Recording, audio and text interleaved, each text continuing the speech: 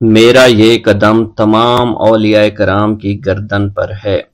ایک مرتبہ محلہ حلبہ میں اپنے مہمان خانے میں وعظ فرماتے ہوئے حضور سیدنا غوث اعظم پر اچانک حالت کشف طاری ہوئی۔ آپ رحمت اللہ علیہ نے فرمایا، میرا یہ قدم ہر ولی اللہ کی گردن پر ہے۔ یہ ارشاد سن کر تمام اولیاء اللہ نے اپنی گردنیں جھکا دیں۔ صلحائے امت نے اس کی توضیح فرمائی ہے کہ آپ رحمت اللہ علیہ کے عہد مبارک اور بعد میں قیامت تک آپ کی عطا کے بغیر ولی اللہ ولایت کے درجے پر فائز نہیں ہو سکتا۔ سلطان الہند حضرت خواجہ معین الدین چشتی المعروف خواجہ غریب نواز اس وقت خراسان کے پہاڑوں پر مجاہدات میں مشغول تھے۔ انہوں نے بھی حضور سیدنا غوث اعظم کا ارشاد گرامی سن کر اپنی گردن جھکا دی اور یوں عرض گزار ہوئے، آپ کے قدمین شریفین میرے سر اور میرے آنکھوں پر ہیں۔ حضور سیدنا غوث اعظم فرماتے ہیں کہ میں 10 برس کی عمر میں اپنے شہر کے مکتب میں حصول علم کے لیے جایا کرتا تھا۔ اس وقت میرے ساتھ ملائکہ بھی ہوتے تھے جو میرے آگے پیچھے میری حفاظت کے لیے چلتے تھے۔ جب میں مدرسہ پہنچتا تو یہ منادی کرتے تھے، اللہ کے ولی کے لیے جگہ خالی کر دو۔ چنانچہ وہ میرے لیے جگہ خالی کر دیتے تھے۔ ایک مرتبہ میں نے ایک ایسے شخص کو دیکھا جس نے فرشتوں کی آواز سن کر کہا، جس میں کوئی مزاحمت نہ ہوگی، کہ یہ ایک نہایت معزز گھرانے کا فرد ہے اور عن قریب اس کو وہ عظمت حاصل ہوگی جس میں کوئی مزاحمت نہ ہوگی، اور اس کو ایسا قرب نصیب ہوگا کہ اس کو کوئی فریب نہ دے سکے گا۔ پھر 40 برس بعد میں نے اس شخص کو پہچانا۔ وہ شخص ابدالوں میں سے تھا۔ حضرت شیخ ابو سعود احمد بن بکر حریمی سے مروی ہے کہ حضور سیدنا غوث اعظم نے فرمایا کہ میں 55 سال تک تنہا عراق کے بیابانوں میں پھرتا رہا۔ میں لوگوں کو نہ جانتا، لوگ مجھے نہ جانتے۔ اسی دوران میرے پاس رجال الغیب اور جنات تشریف لاتے جنہیں میں طریقت اور اصول کی تعلیم دیتا تھا۔ ابتدا میں جب میں عراق میں داخل ہوا تو حضرت خضر میرے ہم سفر بنے، اور بعد میں اس وقت ان کو پہچانتا نہ تھا، اور اس کے ساتھ میرا معاہدہ ہوا کہ میں ان کے کسی حکم کی خلاف ورزی نہیں کروں گا۔ ایک مرتبہ انہوں نے مجھے ایک جگہ بیٹھنے کا حکم دیا اور میں اس جگہ 3 سال تک بیٹھا رہا۔ سال میں ایک مرتبہ حضرت خضر میرے پاس تشریف لاتے، فرماتے کہ یہی تیرا مقام ہے جہاں تجھے پہنچایا گیا ہے۔ اس عرصہ کے دوران تمام نفسانی خواہشات مجھ پر انسانی شکل میں وارد ہوئیں، لیکن اللہ عز و جل نے مجھے ہر موقع پر استقامت عطا فرمائی اور مجھے ان خرافات سے بچائے رکھا۔ ابتدا میں میرا نفس مجاہدہ کا کوئی طریقہ اختیار کرتا تو میں اس پر قائم ہو جاتا اور کسی چیز کو قبول نہ کرتا تھا۔ ایک طویل مدت تک اپنا گلا گھونٹتے ہوئے میں مدائن کے جنگلوں میں مجاہدات میں مشغول رہا۔ حضور سیدنا غوث اعظم فرماتے ہیں کہ میں نے اپنے نفس کو مختلف مجاہدوں، مختلف ریاضتوں اور مختلف مشقتوں میں ڈالے رکھا۔ 1 سال تک میں گری ہوئی چیزیں اٹھا کر کھاتا رہا، دوسرے سال پانی پر گزارا کیا، اور تیسرے سال نہ میں نے کچھ کھایا، نہ پیا اور نہ ہی سویا۔ ایک مرتبہ شدید سردی کی وجہ سے میں ایوان کسریٰ کے کھنڈرات میں سویا تو رات بھر میں 40 مرتبہ طبیعت خراب ہوئی۔ حضور سیدنا غوث اعظم فرماتے ہیں، ہر سال ایک بزرگ آتے اور وہ مجھے جبہ دے کر چلے جاتے۔ اسی طرح میں نے بے شمار طریقوں سے دنیا اور نفس سے چھٹکارا پانے کی کوشش کی۔ لوگ مجھے دیوانہ سمجھتے تھے۔ میں برہنہ جسم جنگلوں میں چلا جاتا اور کانٹوں پر لوٹتا شور مچاتا تھا۔ میرا تمام بدن سے خون جاری ہو جایا کرتا تھا اور لوگ مجھے اٹھا کر شفا خانے لے جایا کرتے، جہاں میری حالت مزید بگڑ جاتی۔ ایک وقت ایسا بھی آیا جب مجھ میں اور مردہ میں کوئی فرق نہ تھا۔ لوگ کفن لے کر آئے، غسال کو بلوایا کہ وہ مجھے غسل دے دیں۔ ابھی انہوں نے مجھے غسل دینے کے لیے تختہ پر ڈالا ہی تھا کہ میری حالت درست ہو گئی۔ میں اٹھ کھڑا ہوا۔ طریقت کی ان پرخطر راہوں میں نہ تو میں کبھی خوف زدہ ہوا اور نہ کبھی میرا نفس مجھ پر غلبہ پا سکا، اور نہ ہی دنیا کی آرائش مجھے حیران کر سکی۔ حضور سیدنا غوث اعظم فرماتے ہیں، شیطان نے میرے گرد بے شمار جال بچھائے۔ جب میں نے اس سے کہا کہ یہ کیا ہے تو اس نے کہا، یہ دنیاوی چیزیں ہیں اور میں ان جالوں سے تم جیسوں کو شکار کرتا ہوں۔ میں نے 1 سال تک شیطان کا مقابلہ کیا، اس کے بچھائے ہوئے تمام جالوں کو ختم کر دیا۔ اس کے بعد میرے سینے کو کھول دیا گیا اور مجھ پر بے شمار خلائق ظاہر ہوئے۔ حضور سیدنا غوث اعظم فرماتے ہیں میں نے دریافت کیا کہ یہ اللہ کیسے ہیں؟ جواب ملا کہ یہ خلق کے اسباب ہیں جو تم سے ملے ہوئے ہیں۔ میں سال بھر ان کی جانب متوجہ رہا یہاں تک کہ وہ مجھ سے جدا ہو گئے۔ جب مجھ پر میرا باطن ظاہر کیا گیا تو میں نے اپنے قلب کو بہت سے علائق سے ملوث پایا۔ میں نے دریافت کیا کہ یہ علائق کیا ہیں؟ جواب ملا یہ تمہارے ارادے، تمہارے اختیارات ہیں۔ چنانچہ 1 سال تک ان کی جانب متوجہ رہا کہ وہ مجھ سے دور ہو گئے۔ میرا قلب ان تمام غلاظتوں سے نجات پا گیا۔ پھر مجھ پر میرے نفس کو ظاہر کیا گیا، میں نے اس کا مشاہدہ کیا، مجھے معلوم ہوا اس کے ساتھ کچھ امراض اور بھی ہیں اور نفس کی خواہشات زندہ ہیں، نفس کا شیطان سرکش ہے۔ چنانچہ میں نے سال بھر پھر توجہ دلائی اور میرے نفس کے تمام امراض سرے سے ہی ختم ہو گئے اور اس کے شیطان نے کلمہ پڑھ لیا اور پھر میرے تمام امور اللہ کے لیے ہو گئے اور میں اپنی ہستی سے باہر نکل آیا۔ حضور سیدنا غوث اعظم فرماتے ہیں پھر میں توکل کے دروازے پر آیا تاکہ میرا مقصد پورا ہو، لیکن جب میں نے توکل کے دروازے پر پہنچا تو بے شمار لوگ موجود تھے۔ میں اس ہجوم کو چیرتا ہوا آگے بڑھا اور شکر کے دروازے پر پہنچ گیا، یہاں پر بھی لوگوں کا جمع غفیر موجود تھا، اس سے بھی چیرتا ہوا آگے بڑھا اور مشاہدہ کے دروازے پر پہنچ گیا اور یہاں پر موجود ہجوم کو چیرتا ہوا اندر داخل ہوا، حتیٰ کہ سب سے آخر میں مجھے فقر کے دروازے پر لایا گیا۔ فقر کا دروازہ خالی تھا۔ جب اس دروازہ میں داخل ہوا تو دیکھا جن جن چیزوں کو میں نے ترک کیا تھا وہ سب یہاں موجود تھیں۔ یہاں مجھے ایک بہت بڑے روحانی خزانے کی فتوحات سے نوازا گیا اور میرے لیے تمام دنیا کے خزانے کھول دیے گئے۔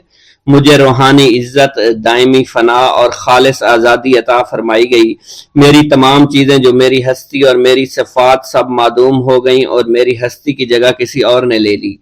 حضرت شیخ ابو سعید مخزومی نے حضور سیدنا غوث اعظم کو خرقہ خلافت سے نوازا اور فرمایا اے عبد القادر، یہ وہ خرقہ ہے جو حضور نبی کریم صلی اللہ علیہ وسلم نے حضرت سیدنا علی المرتضیٰ کو عطا فرمایا، اور حضرت سیدنا علی المرتضیٰ نے یہ خرقہ حضرت خواجہ حسن بصری کو عطا فرمایا تھا، جس سے ہوتا ہوا یہ خرقہ مجھ تک پہنچا، اور یہ تمہاری امانت تھی جو میں نے تم تک آج پہنچا دی ہے۔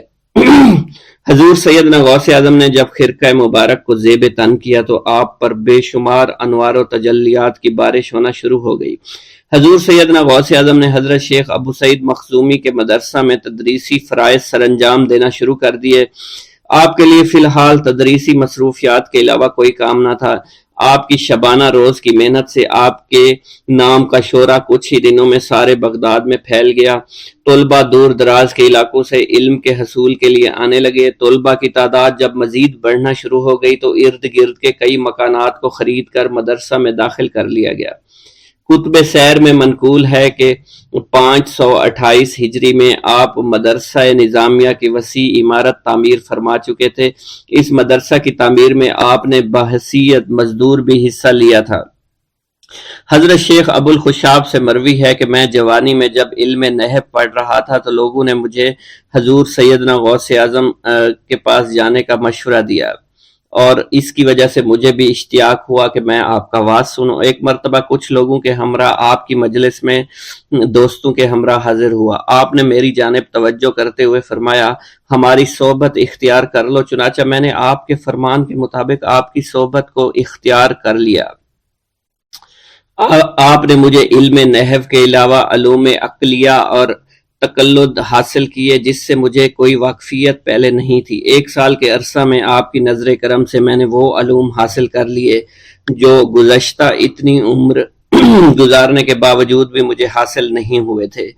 منقول ہے حضرت شیخ بقا بن بطو، شیخ علی بن ہیتی اور شیخ کیلوی جب حضور سیدنا غوث اعظم کے مدرسہ میں آتے تو جھاڑو دیا کرتے تھے اور چھڑکاؤ کرتے تھے، لیکن آپ کی اجازت کے بغیر کبھی اندر داخل نہ ہوتے تھے۔ اجازت ملنے کے بعد آپ حضرات اندر داخل ہوتے اور اجازت ملنے پر ہی بیٹھتے تھے۔ آپ سے امان طلب کرتے اور امان مل جانے کے بعد مؤدب ہو کر بیٹھ جاتے۔ جس وقت آپ کہیں جانے کا ارادہ کرتے تو یہ حضرات سواری کے ہمراہ چلتے۔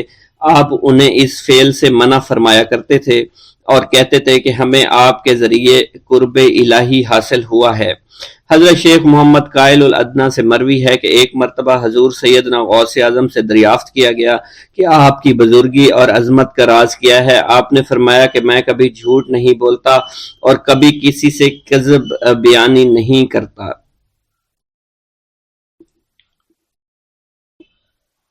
ایک گاؤں کے بارے میں کہا جاتا تھا کہ جہاں قدرت کی بے پناہ نعمتیں تھیں، اللہ پاک نے وہاں کے لوگوں کو مالا مال کیا ہوا تھا۔ ایسی نعمتیں کہ جن نعمتوں کو دیکھ کر انسان اکثر مغرور ہو جایا کرتے ہیں، مگر وہاں پر کچھ مسلمان تھے، اور سب سے بڑی اور بری بات یہ تھی کہ وہاں کے تمام لوگ کافر تھے۔ وہ کفار اپنی دولت پر بہت فخر کیا کرتے تھے، کیونکہ ان میں ہر ایک انسان بہت دولت مند تھا۔ ہر ایک کے پاس بے بہا پیسے تھے، کسی کو پیسوں کی کمی نہیں تھی۔ وہاں کے سردار کی ایک اکلوتی بیٹی تھی جس کو سردار بے پناہ پیار کرتا تھا۔ اس سردار کی بیٹی بے پناہ مغرور، ظالم، گھمنڈی تھی۔ وہاں پر غریب لوگ صرف مسلمان ہی تھے، تمام کافر ایک دوسرے کی مدد کیا کرتے تھے، لیکن مسلمانوں کی مدد کرنے والا وہاں پر کوئی نہ تھا۔ وہاں پر انہیں کوئی دیکھنے والا نہ تھا۔ سردار کی بیٹی کو کالے جادو میں خوب مہارت حاصل تھی، اور وہ جادو کی وجہ سے وہاں پر رہنے والے غریبوں پر بہت ظلم کیا کرتی تھی۔ تمام مسلمان اس سے بے حد پریشان تھے، اور وہ لوگوں کو غلام بناتی اور مزدور بناتی تھی۔ اگر ان میں کوئی اس کی بات نہ مانتا تو اس کو قیدی بنا کر اپنے اشاروں پر نچایا کرتی تھی۔ اس بستی میں چونکہ اکا دکا مسلمان تھے جن کا کوئی پرسان حال نہیں تھا، کوئی بھی ان کو بچانے والا نہیں تھا۔ جب وہ سردار کی بیٹی کے ظلم حد سے بڑھ گئے تو مسلمانوں میں سے ایک بوڑھے شخص نے اللہ کے حضور گڑ گڑا کر دعائیں کی، اے اللہ، ہمارے چند نسلیں جو یہاں پر بچی ہوئی ہیں، ان نسلوں کو تو بچا لے۔ یہ سردار کی بیٹی جس نے ہمارا جینا دشوار کر رکھا ہے، یہاں کوئی بھی انسان ہمارا حال نہیں پوچھتا، اور نہ ہی ہمارے پاس مال و دولت ہے، اور نہ ہی ہمارے پاس جسمانی طاقت بچی ہے۔ یا اللہ، ہمارے لیے کوئی ایسا بندہ بھیج جو نہ صرف طاقتور ہو بلکہ اس جادوگرنی یعنی سردار کی بیٹی کو بھی ہرا سکے۔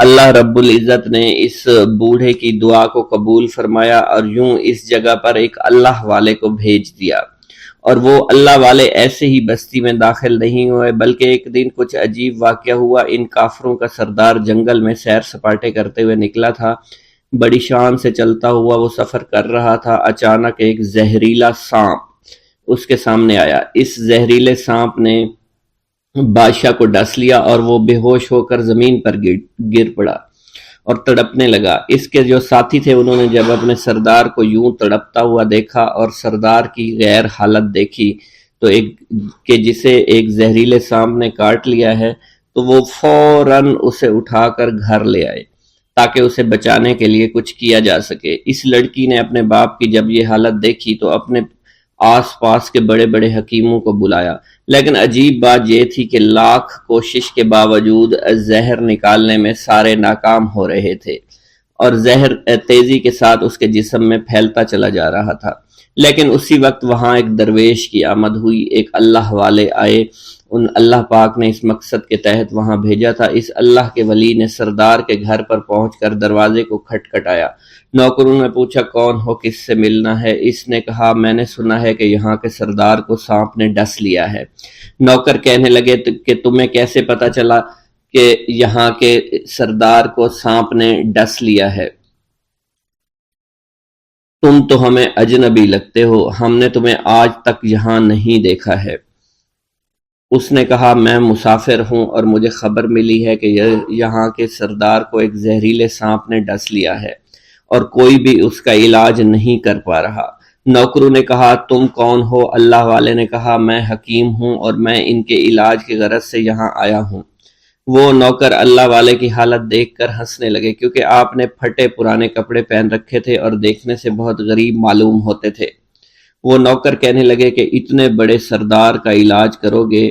ارے یہاں تو اس کے پاس بڑے بڑے حکیم بلائے گئے ہیں، ہمارے سردار کے پاس پیسوں کی کوئی کمی نہیں ہے، اور وہ تم جیسے غریب سے بھلا کیوں علاج کروائیں گے؟ درویش نے کہا اگر تم چاہتے ہو تمہارے سردار کی جان بچ جائے پھر مجھے اندر جانے دو۔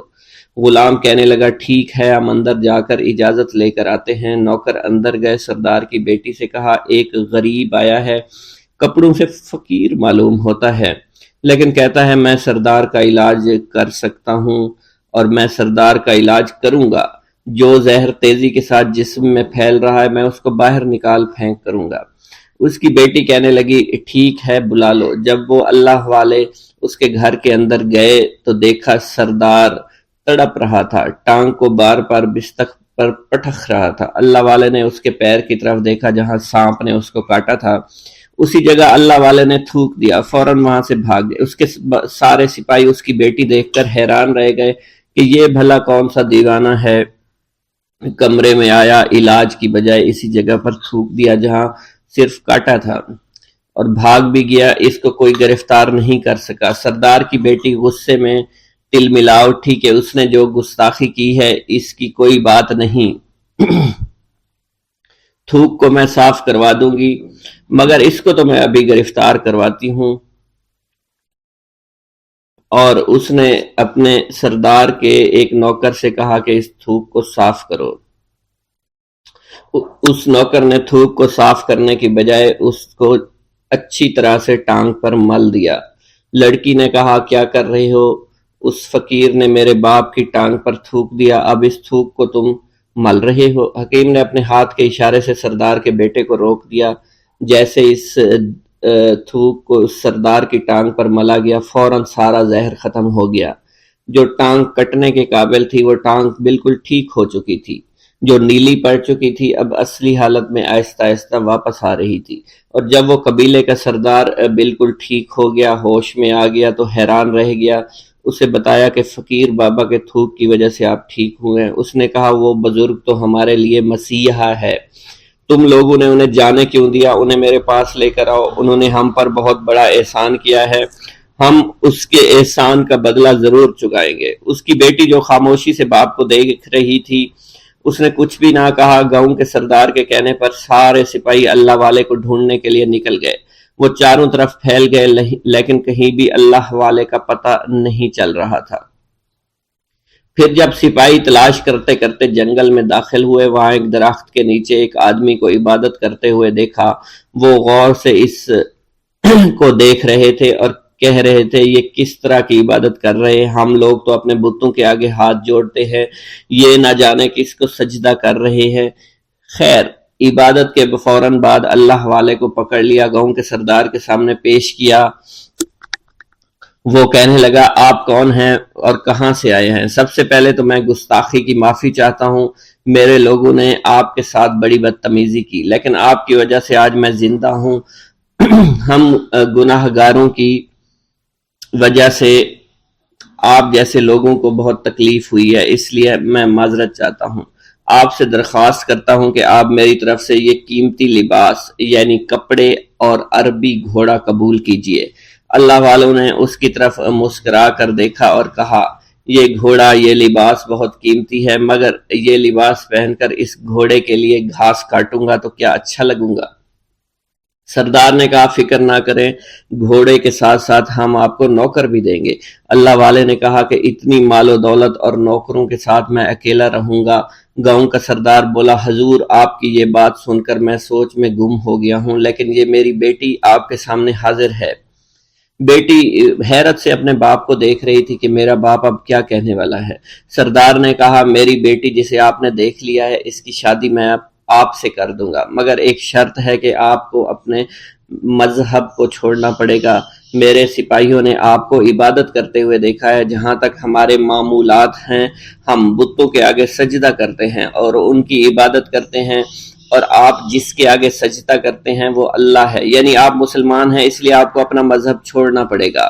کیا آپ ایسا کر سکتے ہیں؟ اللہ والے نے کہا کہ مجھے ایک بات بتائیے، آپ سب کچھ دیکھ رہے ہیں، آپ نے مجھے یہ بھی دعا دی کہ میری اولادیں ہوں اور آپ کی نسل آپ کی بیٹی سے چلے گی۔ مجھے ایک بات بتائیں، اگر ان بچوں میں سے کسی بچے کو خدا نخواستہ کچھ ہو گیا تو کس کو رونا پڑے گا؟ سردار نے جواب دیا اگر خدا نہ خواستہ کچھ ایسا ہوا تو رونا مجھ کو ہی پڑے گا۔ اللہ والا نے مسکرا کر کہا اگر یہ سارا مال لے کر مجھے رونا ہی پڑا تو آپ اپنا گھوڑا، اپنی دولت، اپنی بیٹی، ہر چیز اپنے پاس رکھ لو، میں خوش ہوں، میں مسلمان ہوں، میں ٹھیک ہوں۔ اگر یہ تمام چیزیں لے کر مجھے اپنا محلہ چھوڑنا پڑے تو میں اپنی جان دے کر بھی اپنے مذہب کو نہیں چھوڑوں گا۔ جس طرح آپ نے مجھے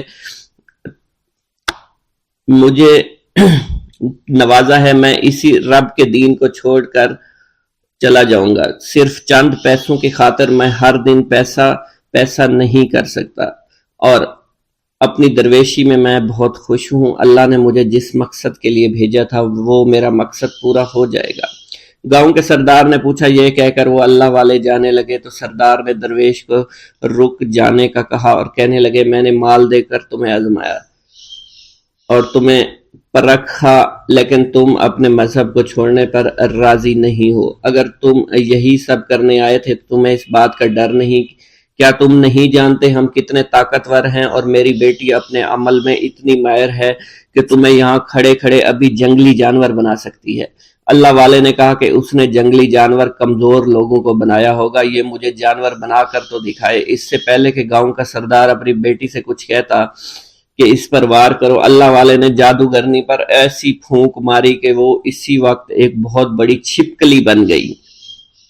وہ کچھ بھی نہیں کر پا رہی تھی، وہ چھپکلی اتنی بڑی تھی کہ وہاں پر جتنے بھی انسان کھڑے تھے ان سب میں سب سے زیادہ اونچا اس کا قد تھا۔ وہ چھپکلی اللہ والے کے پاس آئی، اپنا زہر اس پر اگلنا چاہتی تھی کہ اسی وقت اس نے اس کے منہ پر تھوک دیا۔ تھوکنے کی دیر تھی وہ چھپکلی جلنے لگی اور جس سے گرمی کی وجہ سے اس کا چہرہ پگھل رہا تھا، اس کا چہرہ جل کر کالا ہو چکا تھا، وہ مرنے والی تھی کہ سردار دوڑتا ہوا قدموں میں آ کر گر پڑا اور معافی مانگنے لگا اور کہنے لگا حضور اس گستاخی کے لیے میں معذرت خواہ ہوں، آپ مجھے معاف کر دو، میں نے سچ میں آپ کو بہت کمزور سمجھا تھا، آپ کو آپ کا مذہب سے ہٹانا چاہا تھا۔ اگر میری بیٹی ٹھیک ہو جائے تو میں سچ کہتا ہوں یہاں پر جتنے لوگ ہیں ہم پوری کی پوری بستی مسلمان ہو جائیں گے۔ اللہ والے نے کہا کہ ہم تمہیں اپنے دین میں شامل کرنے کے لیے یہ سب نہیں کر رہے، بلکہ تم لوگ مسلمان بھائیوں پر جو ظلم کرتے ہو وہ ظلم کو ختم کرنے کے لیے ہم یہاں آئے ہیں۔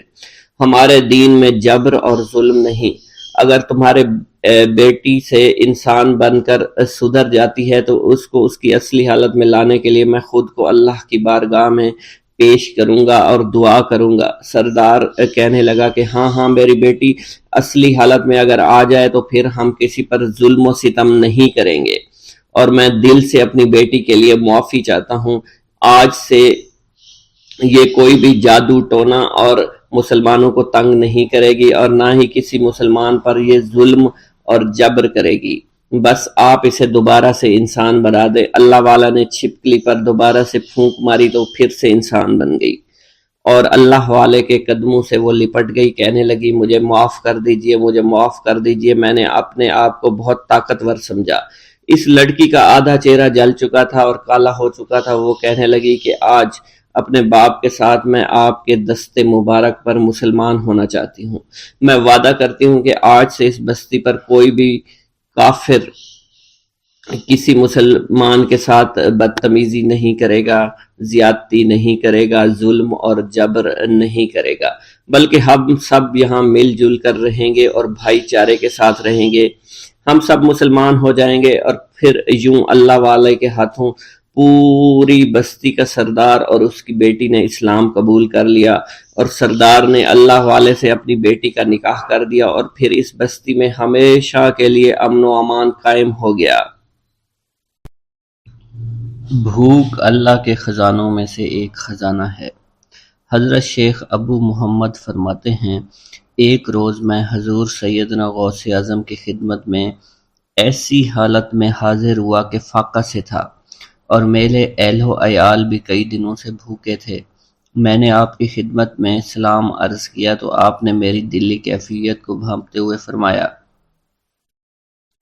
اے جونی، بھوک اللہ تعالیٰ کے خزانوں میں سے ایک خزانہ ہے اور اللہ عز و جل جس کو دوست رکھتا ہے اس کو فاقہ کی نعمت عطا فرما دیا کرتا ہے۔ حضرت شیخ زین الدین فرماتے ہیں ایک مرتبہ میں اور ایک میرا دوست حج کی ادائیگی کے بعد بغداد شریف آئے۔ بغداد شریف میں ہم کسی کو جانتے نہیں تھے اور ہمارے پاس صرف ایک قبضہ کمان تھی جسے فروخت کر کے ہم نے کچھ چاول خریدے اور انہیں پکایا۔ ہم ان چاولوں سے سیر نہ ہو سکے اور نہ ہی ہمیں کوئی لطف محسوس ہوا۔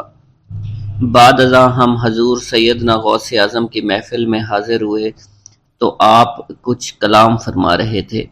ہمیں دیکھتے ہی آپ نے اپنا کلام قطع کر لیا اور فرمانے لگے، حجاز مقدس سے کچھ مہمان آئے اور ان کے پاس قبضہ کمان کے سوا کچھ نہ تھا جسے انہوں نے فروخت کر کے چاول خریدے اور انہیں پکا کر کھایا، لیکن نہ ہی وہ سیر ہوئے اور نہ ہی لطف اندوز۔ حضرت شیخ زین الدین ابو الحسن علی بن ابو طاہر ابراہیم انصاری فرماتے ہیں، ہم نے جب حضور سیدنا غوث اعظم کا یہ کلام سنا تو ہم نہایت حیران ہوئے۔ محفل کے اختتام پر آپ نے دسترخوان بچھوایا۔ میں نے آہستگی سے اپنے دوست سے اس کی پسندیدہ چیز کے متعلق پوچھا تو اس نے کہا، حلوہ کھانا چاہتا ہے، اور میرے دل میں اس وقت شہد کی خواہش پیدا ہوئی۔ ابھی یہ سب کچھ ہمارے دلوں میں ہی تھا کہ حضور سیدنا غوث اعظم نے اپنے خادمین کو حکم دیا، جاؤ حلوہ شہد لے آؤ۔ خادمین نے حکم کی تعمیل کی اور حلوہ اور شہد ہمارے سامنے لا کر رکھ دیا۔ آپ کا اس طرح ہمارے دلوں کی بات پر مطلع ہونے سے ہم حیران رہ گئے۔ حضرت ابو حفص عمر بن صالح بغدادی ایک مرتبہ اپنی اونٹنی کو ہانکتے ہوئے حضور سیدنا غوث اعظم کی خدمت میں حاضر ہوئے۔ عرض کرنے لگے، حضور، میں حج کے لیے بیت اللہ شریف جانا چاہتا ہوں، مگر میری یہ اونٹنی میرا ساتھ دینے کے قابل نہیں ہے اور فی الحال میرے پاس کوئی دوسری سواری بھی نہیں ہے۔ آپ نے اس اونٹنی کی پشت پر ہاتھ پھیرا۔ اس کے بعد حضرت ابو حفص عمر بن صالح بغدادی نے اس اونٹنی کو ایڑی لگائی تو وہ اونٹنی بیت اللہ شریف تک بھاگتی ہی چلی گئی اور کوئی دوسری سواری اس کے قریب نہیں پہنچ سکی۔ حضرت ابو حامد فرماتے ہیں، میں ایک مرتبہ بغداد شریف میں حضور سیدنا غوث اعظم کی خدمت میں حاضر ہوا اور اپنا مصلی آپ کے نزدیک بچھا کر بیٹھ گیا۔ آپ نے مجھ سے فرمایا، اے حامد، تم عنقریب بادشاہوں کے دسترخوان پر بیٹھو گے۔ چنانچہ جب میں حران واپس پہنچا تو سلطان نور الدین زنگی نے مجھے اپنے پاس رہنے پر مجبور کر دیا اور مجھے اپنا مصاحب خاص مقرر کر دیا اور ناظم اوقاف مقرر فرمایا۔ حضرت شیخ ابو المظفر اسماعیل سے منقول ہے کہ ایک مرتبہ حضرت شیخ الہیتی بیمار ہو گئے۔ حضور سیدنا غوث اعظم ان کی عیادت کے لیے تشریف لائے۔ آپ نے ان کے نزدیک کھجور کے 2 درخت دیکھے جو 4 سال سے خشک تھے اور ان پر پھل نہیں آتا تھا۔ آپ نے ان درختوں کے نیچے بیٹھ کر وضو کیا اور 2 رکعت نماز ادا فرمائی۔ کچھ دن گزرنے کے بعد ان درختوں پر پھل لگ گئے اور وہ دوبارہ سے سرسبز و شاداب ہو گئے۔ جھولی کو میری بھر دو ورنہ کہے گی دنیا، ایسے سخی کا منگتا پھرتا ہے مارا مارا۔ مولانا عبد الرحمن جامی فرماتے ہیں، حضور سیدنا غوث اعظم کا ایک مرید آپ کے ہمراہ مسجد کی جانب جا رہا تھا۔ جمعہ کا دن تھا۔ اس دن کسی بھی شخص نے آپ کو دیکھ کر نہ سلام کیا نہ ہی کچھ توجہ فرمائی۔ اس مرید کے دل میں خیال آیا کہ پہلے تو آپ جمعہ کی نماز کی ادائیگی کے لیے بڑی مشکل سے لوگوں کے ہجوم میں سے ہوتے ہوئے مسجد کی جانب تشریف لے جایا کرتے تھے، اور آج کوئی شخص بھی آپ کو سلام نہیں کر رہا ہے اور نہ آپ کے نزدیک آ رہا ہے۔ مولانا عبد الرحمن جامی فرماتے ہیں، ابھی یہ خیال اس مرید کے دل میں ہی تھا کہ حضور سیدنا غوث اعظم نے مسکرا کر اس مرید کو دیکھا، پھر لوگوں کا ایک جمع غفیر اکٹھا ہو گیا اور ہر کوئی آپ سے سلام کرنے کا خواہش مند تھا، یہاں تک کہ اس مرید اور آپ کے درمیان ہجوم حائل ہو گیا۔ اس مرید کے دل میں یہ خیال آیا کہ یہ پہلا حال اچھا تھا جب میں اور آپ تنہا تھے۔ مولانا عبد الرحمن جامی فرماتے ہیں، حضور سیدنا غوث اعظم شیخ عبد القادر جیلانی نے ایک مرتبہ پھر اس مرید کی دلی کیفیت کو بھانپتے ہوئے فرمایا، تمہیں معلوم نہیں لوگوں کے دل میری مٹھی میں ہیں، میں انہیں چاہوں تو پھیر دوں، چاہوں تو اپنی جانب متوجہ کر لوں۔ ایک مرتبہ ایک عورت حضور سیدنا غوث اعظم کی خدمت میں بیٹے کو لے کر حاضر ہوئی۔ عرض کیا میرے اس بیٹے کو آپ سے دلی لگاؤ ہے، آپ اسے اپنی غلامی میں قبول فرما لیں، میں اللہ عز و جل اور آپ کی خاطر اپنے بیٹے پر اپنے حق کو معاف کرتی ہوں۔ آپ نے اس لڑکے کو قبول فرما لیا۔ چند روز بعد وہ عورت اپنے بیٹے سے ملنے کے لیے آئی تو وہ لڑکا آپ کے حکم سے مجاہدات میں مشغول تھا اور بے حد کمزور اور لاغر ہو چکا تھا۔ اس عورت نے جب آپ کو دیکھا تو آپ اس وقت مرغی کا گوشت کھا رہے تھے، آپ کے سامنے ہڈیاں پڑی ہوئی تھی۔ اس عورت نے آپ سے کہا کہ آپ خود تو مرغی کھاتے ہیں جبکہ میرا بیٹا سخت مجاہدات میں مشغول ہے۔ آپ نے اس عورت کی بات سننے کے بعد ہڈیوں کی جانب اشارہ کیا اور حکم دیا، اللہ عز و جل کے حکم سے زندہ ہو جاؤ۔ آپ کا یہ فرمانا تھا کہ ان ہڈیوں سے ایک سالم مرغی زندہ کھڑی ہو گئی۔ آپ نے فرمایا کہ جب تیرا بیٹا اس منزل پر پہنچ جائے گا تو پھر جو چاہے گا کھائے گا۔ منقول ہے ایک مرتبہ حضور سیدنا غوث اعظم کو اللہ عز و جل کی جانب سے حکم ہوا کہ 700 مردوں اور 700 عورتوں کو واصل باللہ کریں۔ آپ نے اللہ کے اس فرمان کے مطابق مجمع عام میں نظر دوڑائی تو مجمع میں سے 700 مرد اور 700 عورتیں علیحدہ ہو گئیں۔ آپ نے ان پر نگاہ ولایت ڈالی تو وہ سب واصل اللہ ہو گئے۔ حضور سیدنا غوث اعظم مدینہ منورہ میں حضور نبی کریم کے روضہ مبارک پر حاضری دینے کے بعد باپیادہ بغداد شریف واپس تشریف لا رہے تھے۔ راستے میں ایک چور جو کہ ناکہ لگا کر کسی مسافر کا انتظار کر رہا تھا، اس نے آپ کو قریب آنے پر روک لیا۔ آپ نے اس چور سے دریافت کیا تم کون ہو؟ اس نے کہا دیہاتی ہوں۔ آپ کو بذریعہ کشف اس کی بدنیتی کی خبر ہو چکی تھی۔ اسی دوران اس چور کے دل میں خیال پیدا ہوا کہ یہ غوث اعظم ہوں گے۔ آپ نے اس کے دل کی بات کو بھانپتے ہوئے فرمایا کہ میں عبد القادر ہوں۔ چور نے جب آپ کی بات سنی فوراً قدموں میں گر پڑا اور معافی کا خواستگار ہوا۔ آپ کو اس کی حالت پر ترس آ گیا۔ آپ نے اللہ عز و جل کے حضور اس کے لیے دعا فرمائی تو ندائے غیبی سنائی دی، اے غوث اس چور کو سیدھے راستہ دکھاتے ہوئے قطب بنا دو۔ آپ نے اس چور کی جانب نگاہ دوڑائی تو آپ کے فیض روحانی سے قطب کے درجے پر وہ فائز ہو گیا۔ حضرت شیخ ابو عباس خضر بن عبداللہ بن جایہ حسینی فرماتے ہیں، ایک مرتبہ میں نے خلیفہ ابو المظفر یوسف عباسی کو حضور سیدنا غوث اعظم شیخ عبد القادر جیلانی کی خدمت میں موجود پایا۔ اس نے آپ سے کسی کرامت کو دیکھنے کی درخواست کی اور کہا کہ اس سے میرا دل مطمئن ہو جائے گا۔ حضور سیدنا غوث اعظم حضرت سیدنا شیخ عبد القادر جیلانی نے خلیفہ سے پوچھا کہ تو کیا چاہتا ہے؟ اس نے کہا کہ ایک سیب، اور اس وقت عراق میں سیبوں کا موسم نہ تھا۔ آپ نے اپنے دست مبارک فضا میں بلند کیا اور دیکھتے ہی دیکھتے آپ کے ہاتھ میں 2 سیب آ گئے۔ آپ نے ایک سیب ابو المظفر کو دیا اور دوسرا خود رکھ لیا۔ ابو المظفر نے جب اپنا سیب چیرا تو اس میں سے کیڑا نکل آیا۔ اس نے جب اپنا سیب چیرا تو یہ اندر سے سفید تھا، اس میں سے کستوری کی خوشبو آ رہی تھی۔ ابو المظفر نے وجہ دریافت کی تو آپ نے فرمایا اس سیب میں سے کیڑا اس وجہ سے نکلا کیونکہ اس سیب کو ظالم کا ہاتھ لگا ہوا تھا۔ حضرت شیخ ابو محمد سے مروی ہے، ایک مرتبہ میں حضور سیدنا غوث اعظم کی خدمت میں بغداد شریف حاضر ہوا۔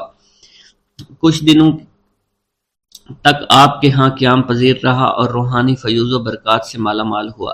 بعد ازاں جب میں واپس اپنے ملک مصر روانہ ہونا لگا تو آپ نے مجھ سے فرمایا کہ کبھی کسی سے کوئی چیز مت مانگنا۔ پھر آپ نے اپنی انگشت شہادت میرے منہ میں ڈالی اور فرمایا کہ اسے اچھی طرح چوسو۔ چنانچہ میں نے آپ کے فرمان کے مطابق ایسا ہی کیا۔ جب میں آپ سے اجازت لینے کے بعد واپس اپنے ملک مصر روانہ ہوا تو بغداد شریف سے مصر تک کی طویل مسافت کے دوران مجھے کچھ بھوک محسوس نہیں ہوئی اور میں جوں جوں آگے بڑھتا رہا اپنے جسم میں توانائی کو پہلے سے زیادہ پاتا۔ بسم اللہ الرحمن الرحیم۔ حضور سیدنا غوث الاعظم حضرت سیدنا عبد القادر جیلانی رحمۃ اللہ علیہ فرماتے ہیں کہ احوال کے مشاہدہ اور کشف کے وقت اولیاء اللہ پر افعال خداوندی میں سے ایسی ایسی چیزوں کا ظہور ہوتا ہے جو عقلوں کو سلب کر لیتی ہے اور عادات و رسوم کو بکھیر دیتی ہے۔ حضور سیدنا غوث اعظم فرماتے ہیں کہ افعال خداوندی دو اقسام میں منقسم ہیں، نمبر ایک جلال، نمبر دو جمال۔ اللہ رب العزت اولیاء اللہ کے قلوب پر اپنی دونوں صفات کے ساتھ تجلی فرماتا ہے۔ جلال اس کا قہر ہے اور جمال اس کی رحمت ہے۔ مشاہدہ اور کشف کے بعد اولیاء اللہ دور سے دیکھتے اور سنتے ہیں، انبیاء کرام کی ارواح کی زیارت نصیب ہوتی ہے، ملائکہ اور انبیاء سے کلام کی سعادت حاصل ہوتی ہے، اور یہ سب امور عقل اور عادات و رسوم کے خلاف ہیں۔ جس وقت اللہ کی تجلی قلوب پر ظاہر ہوتی ہے تو اس وقت قلوب میں سرور طاری ہو جاتا ہے۔ اللہ عز و جل ان کے ساتھ بہترین کلام فرماتا ہے، ان کو مختلف انواع و منازل کی بشارت دیتا ہے، اور انہیں وہ منازل نصیب ہوتی ہیں کیونکہ ابتدا سے ہی قلم نے ان چیزوں کو ان کے حق میں لکھ دیا ہے۔ اولیاء اللہ کے لیے عظمت اور جلال خوف کر دینے والا ڈر ہے، اور قلب پر ایسا غلبہ لاتا ہے جس کا اثر بدن کے اعضاء پر بھی ظاہر ہوتا ہے۔ حضور نبی کریم صلی اللہ علیہ وسلم سے مروی ہے، خوف شدید کے باعث نماز کے دوران میں آپ کے سینہ مبارک سے ہانڈی کے ابلنے جیسی آواز سنی جاتی تھی، کیونکہ نماز میں آپ کو اللہ عز و جل کا جلال نظر آتا تھا اور آپ پر عظمت الہیہ کا انکشاف ہوتا تھا۔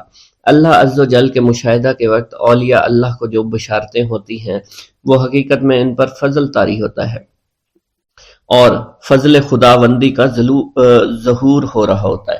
جب تک سالک اپنی ہستی میں فانی نہیں ہوتا، ذات حق کے ساتھ باقی نہیں ہو سکتا۔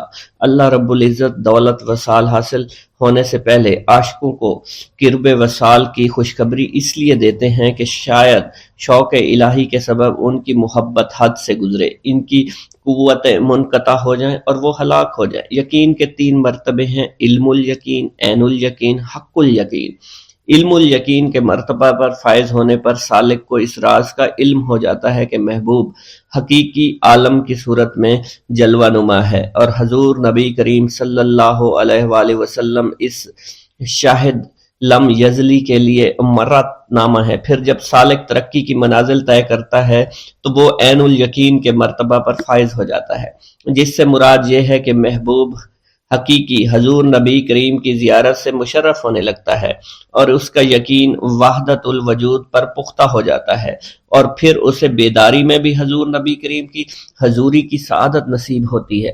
پھر سالک عین الیقین کی منازل طے کر کے حق الیقین کی منازل پر فائز ہوتا ہے، اور اس کے قلب پر حقیقت محمد صلی اللہ علیہ وسلم کا ظہور ہوتا ہے۔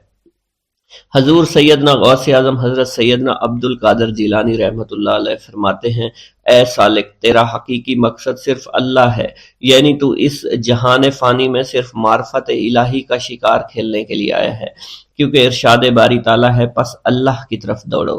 سالک کے لیے اس کا مقصود نہ آخرت ہے نہ دنیا، بلکہ اس کا مقصود صرف اور صرف اللہ عز و جل ہے اور نفس ہے، یعنی سالک اور اللہ کے درمیان حجاب نفس ہے۔ نفس سے مراد نفسانی خواہش ہیں، اور جب انسان اللہ عز و جل اور حضور نبی کریم کی اطاعت چھوڑ کر دنیاوی لذات شہوات میں مشغول ہو جاتا ہے تو اللہ عز و جل اس سے دور ہو جاتے ہیں۔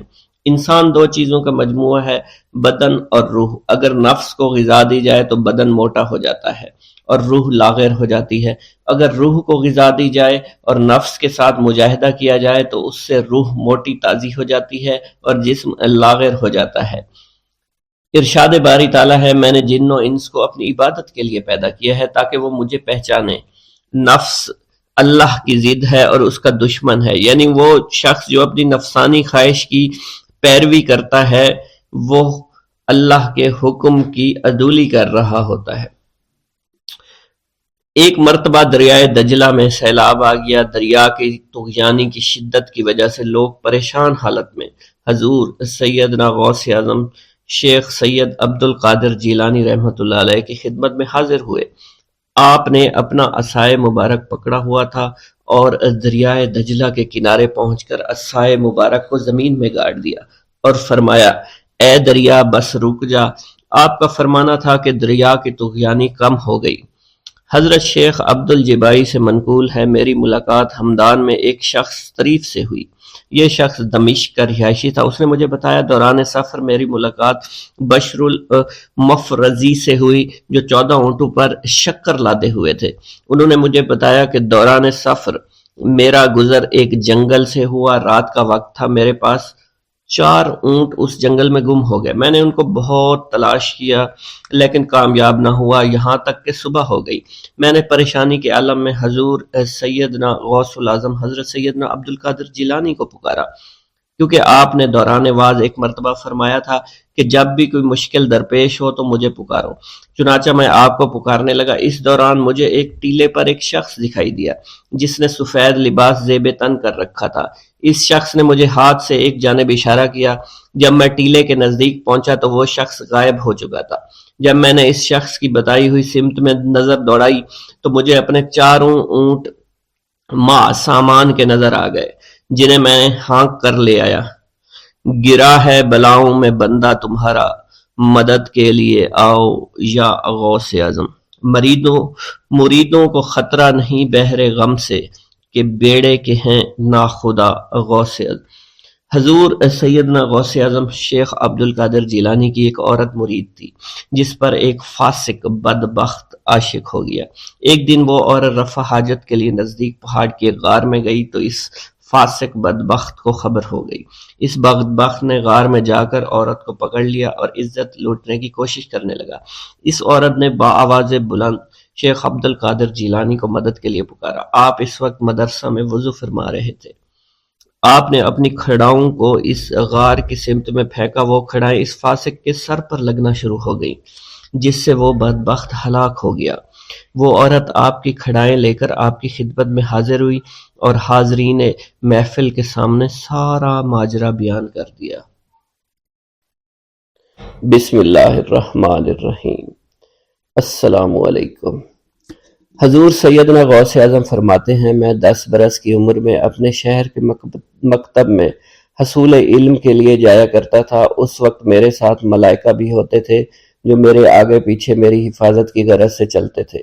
جب میں مدرسہ پہنچتا تھا تو وہ بار بار منادی کرتے تھے اللہ کے ولی کے لیے جگہ خالی کر دو، چنانچہ وہ میرے لیے جگہ خالی کر دیتے تھے۔ ایک مرتبہ میں نے ایک ایسے شخص کو دیکھا جس نے فرشتوں کی آواز سن کر کہا کہ یہ نہایت معزز گھرانے کا فرد ہے اور عن قریب اس کو وہ عظمت اور بزرگی حاصل ہوگی جس میں کوئی مزاحمت نہ ہوگی، اس کو ایسا قرب نصیب ہوگا کہ اس کو کوئی فریب نہ دے سکے گا۔ پھر 40 برس بعد میں نے اس شخص کو پہچانا، وہ شخص ابدالوں میں سے تھا۔ حضرت شیخ ابو سعود احمد بن ابی بکر سے مروی ہے، حضور سیدنا غوث اعظم نے فرمایا میں 25 سال تک تنہا عراق کے بیابانوں میں پھرتا رہا۔ میں لوگوں کو نہ جانتا تھا، لوگ مجھے نہیں جانتے تھے۔ اسی دوران میرے پاس رجال الغیب اور جنات تشریف لائے جنہیں میں طریقت اور رسول اللہ کی تعلیم دیا کرتا تھا۔ ابتدا میں جب میں عراق میں داخل ہوا تو حضرت خضر میرے ہم سفر تھے اور میں انہیں اس وقت سے پہچانتا نہیں تھا۔ ان کے ساتھ میرا معاہدہ ہوا کہ میں ان کے کسی حکم کی خلاف ورزی نہیں کروں گا۔ ایک مرتبہ انہوں نے مجھے ایک جگہ بیٹھنے کا حکم دیا، میں اسی جگہ 3 سال بیٹھا رہا۔ سال میں ایک مرتبہ حضرت خضر میرے پاس تشریف لاتے اور فرماتے یہی تیرا مقام ہے جہاں تجھے پہنچایا گیا ہے۔ اس عرصہ کے دوران تمام نفسانی خواہشات مجھ پر انسانی شکل میں وارد ہوئیں، لیکن اللہ نے مجھے ہر موقع پر استقامت عطا فرمائی اور مجھے ان خرافات سے بچائے رکھا۔ ابتدا میں میرا نفس مجاہدہ کا کوئی طریقہ اختیار کرتا تو میں اس پر قائم ہو جایا کرتا تھا اور کسی چیز کو قبول نہیں کرتا تھا۔ ایک طویل مدت تک اپنا گلا گھونٹتے ہوئے میں نے مدائن کے جنگلوں میں مجاہدات میں مشغول رہا۔ حضور سیدنا غوث اعظم فرماتے ہیں میں نے اپنے نفس کو مختلف مجاہدوں اور ریاستوں اور مشقتوں میں ڈالے رکھا۔ 1 سال تک میں گری ہوئی چیزیں اٹھا کر کھاتا رہا، اسی دوسرے سال میں صرف پانی پر گزارا کرتا رہا اور تیسرے سال میں نے کچھ نہ کھایا اور نہ پیا نہ ہی سویا۔ ایک مرتبہ شدید سردی کی وجہ سے میں ایوان کسریٰ کے کھنڈرات میں سویا تو رات بھر میں 40 مرتبہ احتلام ہوا۔ میں نے ہر مرتبہ دریائے دجلہ پر جا کر غسل فرمایا، پھر نیند کے خوف سے محل کے اوپر ایک ویران جگہ پر چڑھ گیا اور وہاں 2 سال تک قیام کیا، حتیٰ کہ سردی کے سوا کوئی شے کھانے کو میسر نہیں تھی۔ حضور سیدنا غوث اعظم فرماتے ہیں، ہر سال ایک بزرگ آتے اور وہ مجھے اونی جبہ دے کر چلے جاتے۔ اسی طرح میں نے بے شمار طریقوں سے دنیا اور نفس سے چھٹکارا حاصل کرنے کی کوشش کی۔ لوگ مجھے دیوانہ سمجھتے تھے۔ میں برہنہ جسم جنگلوں میں چلا جاتا، کانٹوں پر لوٹا شور مچایا کرتا، میرے تمام بدن سے خون جاری ہو جایا کرتا۔ لوگ مجھے اٹھا کر شفا خانے لے جایا کرتے، جہاں میری حالت مزید بگڑ جایا کرتی۔ ایک وقت ایسا آیا جب مجھ میں اور مردہ میں کوئی فرق نہ تھا۔ لوگ کفن لے آئے اور غسال کو بلوایا کہ وہ مجھے غسل دے۔ ابھی انہوں نے مجھے غسل دینے کے لیے ایک تختہ پر لٹایا، میری حالت درست ہو گئی، میں اٹھ کھڑا ہوا۔ طریقت کی ان پرخطر راہوں میں نہ تو میں کبھی خوف زدہ ہوا، نہ کبھی میرا نفس مجھ پر غالب پا سکا، اور نہ ہی دنیا کی آسائش مجھے حیران کر سکی۔ حضور سید غوث اعظم فرماتے ہیں، شیطان نے میرے گرد بے شمار جال بچھائے۔